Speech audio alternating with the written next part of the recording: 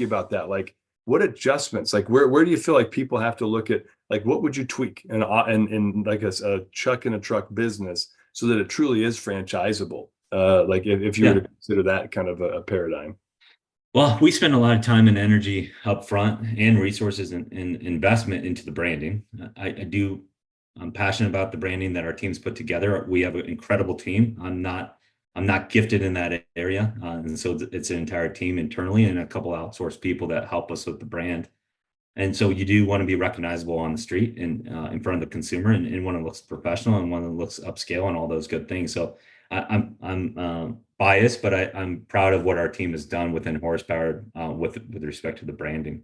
Mhm. The second thing, it goes leans with technology, but I believe in innovation, and this kind of even goes back to days where I learned from somebody at a high level within a company that he talked about innovation. I just said, year over year, how do you think about this? What does it look like? He mentioned he had a very good business from a core portfolio. He said the core is 90% of the business, but Tony, if each year you're not putting 10% into innovation in a meaningful way, you're going to fall behind on the long run. Over 30 years, you're going to fall behind. So you got to put some effort each year towards innovation. And I think the same is in home services. I think the innovation's far behind in home services of where we could be for Right. us, the consumer.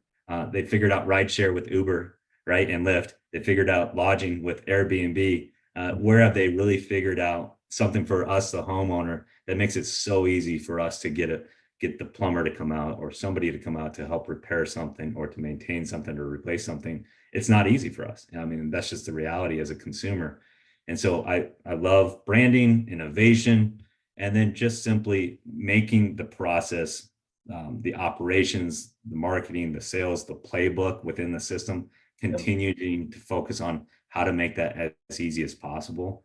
And the fourth and final one is I always like to start with the consumer and work backwards. How do you make that path for the consumer frictionless? How do you make that as easy as possible? It's partly with innovation, but just in total, like communication, booking appointments, providing the service, jobs completed. Like, how do you make that easy for the consumer? And so we're always looking at that consumer journey all the way from the beginning, all the way to the end, and trying to make it as frictionless as possible.